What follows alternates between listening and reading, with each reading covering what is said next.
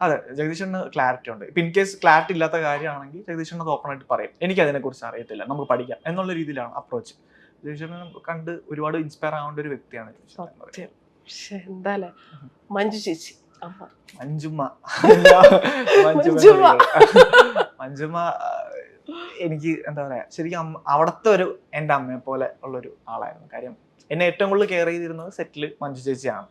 അപ്പം എനിക്ക് വയ്യാതെ വന്നപ്പോഴും മഞ്ജു ചേച്ചി ഇവിടെ മരുന്ന്, അത് ഇനി ആ മരുന്ന് മേടിക്കുക, ഇത് കഴിക്കുന്നൊക്കെ പറഞ്ഞ് ഫുഡ് വാരിത്തരിക, അങ്ങനെ എന്നെ ഒരുപാട് കെയർ ചെയ്തിട്ടുള്ള ഒരു വ്യക്തിയാണ് മഞ്ജു ചേച്ചി എന്ന് പറയുന്നത്. ഇപ്പോഴാണെങ്കിലും എന്നെ വിളിക്കും, എല്ലാ ദിവസവും വിളിക്കും, എന്താണ് സൂപ്പർ സ്റ്റാർ എന്നൊക്കെ പറഞ്ഞ് ഇപ്പൊ വിളിച്ചിട്ടുണ്ടായിരുന്നു. അപ്പൊ മഞ്ജു ചേച്ചി ശരിക്കും ഏറ്റവും കൂടുതൽ എനിക്ക് കണക്റ്റഡ് ആയ ഒരു വ്യക്തിയാണ് മഞ്ജു ചേച്ചി. എല്ലാ ഫാമിലിക്കും ഒരു ഫാമിലി വാട്സ്ആപ്പ് ഗ്രൂപ്പ് ഉണ്ടാവുമല്ലോ, ഫാമിലിക്ക് ഉണ്ടോ വാട്സ്ആപ്പ് ഗ്രൂപ്പ്?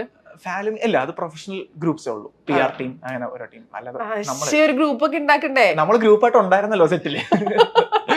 അല്ല ചേച്ചി, ഇനി ഇപ്പൊ എന്തായാലും സിനിമ കഴിഞ്ഞു, പ്രൊമോഷൻസ് ഒക്കെ ഓൾമോസ്റ്റ് ഡൺ, സിനിമ തിയേറ്ററിൽ ഇങ്ങനെ സക്സസ്ഫുൾ ആയിട്ട് പോകുന്നു. അപ്പൊ ഇനി നിങ്ങളുടെ ഒരു കണക്ഷൻ ഞങ്ങളുടെ ആ ഫാമിലി അങ്ങോട്ട് കേട്ടോ ഉണ്ടാക്കണം കേട്ടോ. എന്നിട്ട് അതിന് ക്രിയേറ്റീവ് ഐഡിയയുടെ ഇത് കോപ്പിറൈറ്റ് എനിക്ക് തരുമോ? ഉറപ്പായിട്ടും. ചേട്ടൻ ബേസിൽ ചേട്ടൻ, ബേസിലേട്ടൻ എനിക്ക് ഒരു ബ്രദർ എന്ന രീതിയിൽ. അതെ, ബേസിലേട്ടൻ എന്നെ ഈ സിനിമയിൽ ശരിക്കും ഒരു എന്താ പറയാ, ഒരു ഇത്രയും ലീഡായിട്ടുള്ള ഒരു ഡയറക്ടർ, ഒരു ആക്ടർ, നമ്മള് പുതിയൊരാളെ സപ്പോർട്ട് ചെയ്യേണ്ട ഒരു രീതി ഉണ്ടല്ലോ, അതിൻ്റെ എക്സ്ട്രീം ലെവൽ എന്നെ സപ്പോർട്ട് ചെയ്തിട്ടുണ്ട്.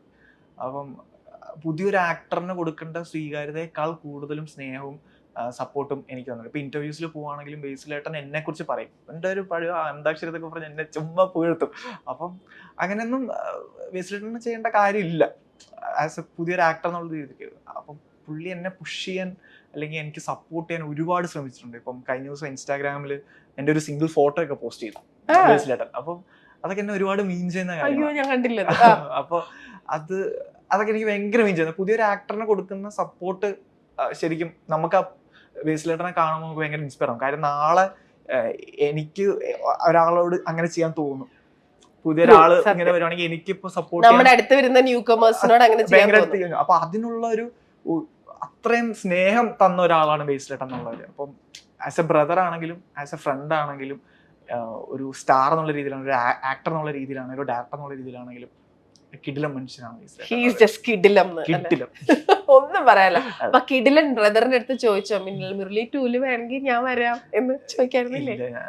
ഞാൻ ചോദിച്ചില്ല എന്ന്. അങ്ങനെ അവസരം ചോദിക്കുന്ന ഒരു ആക്ടർ അല്ല. അതുകൊണ്ടല്ല, എനിക്ക് ബേസിലേട്ടൻ എൻ്റെ കൂടെ ഉണ്ടല്ലോ. ബേസിലേട്ടൻ എനിക്ക് ബ്രദർ എന്നുള്ളൊരു ഫീലാണ്.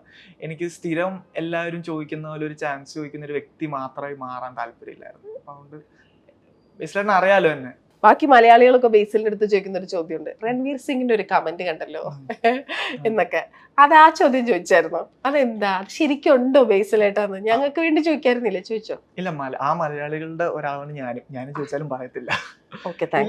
ഞാനും നിങ്ങളുടെ കൂട്ടത്തിലാണെന്ന്. അപ്പൊ ആ ഫോട്ടോയുടെ കാര്യം എന്താന്ന് വെച്ചാൽ രവിവർമ്മൻ പോസ്റ്റ് ചെയ്ത ഫോട്ടോ എന്തായിരുന്നു ചോദിക്കായിരുന്നില്ലേ? ഇല്ല, നമ്മൾ ആ ഡിസ്കഷനിലൊന്നുമില്ല. നമ്മൾ വേറെ ഹാപ്പി വൈബ്, നിങ്ങൾ വേറെ വൈബായിരുന്നു അല്ലെ?